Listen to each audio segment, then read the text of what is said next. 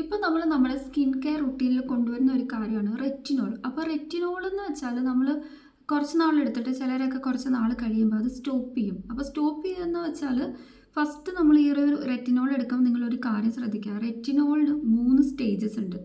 അതായത് first of all നമ്മൾ കുറച്ച് നാൾ ഇങ്ങനെ കുറച്ച് വീക്സ് ഒക്കെ യൂസ് ചെയ്ത് പോകുമ്പം നല്ലൊരു ഗ്ലോ നമുക്ക് ഫീൽ ചെയ്യും. കുറച്ച് കഴിയുമ്പോൾ നമ്മുടെ സ്കിൻ പേർജ് ആവും. പേർജ് എന്ന് വെച്ചാൽ കുറച്ച് പിമ്പിൾസ് ഒക്കെ നമുക്ക് അവിടെ ഇവിടെയൊക്കെ വരുന്നതായിട്ട് കാണാം. പക്ഷേ ആക്ച്വലി അത് ബ്രേക്ക് ഔട്ട്സ് അല്ല, പേർജിങ് ആണ്. അത് മാറിക്കിട്ടും എന്ന് വെച്ചുകൊണ്ട് നമ്മളത് നിർത്താൻ പാടില്ല കേട്ടോ. അതിനുശേഷം നമുക്ക് ഇതൊക്കെ നമ്മൾ കംപ്ലീറ്റ് ആയി കഴിഞ്ഞാൽ അടുത്ത സ്റ്റേജിൽ നമുക്ക് റിസൾട്ട് ചെയ്യുന്നത് ഇൻസ്റ്റൻ്റ് ആയിട്ടുള്ള ഒരു ബ്രൈറ്റ്നസ് ആയിരിക്കും. ആഫ്റ്റർ ദാറ്റ് മാജിക് ഗ്ലോ എന്നൊക്കെ നമ്മൾ പറയല്ലേ, നമ്മുടെ സ്കിന്നിന് വേണ്ട ആ ഒരു ഗ്ലോയും കാര്യങ്ങളൊക്കെ കിട്ടും.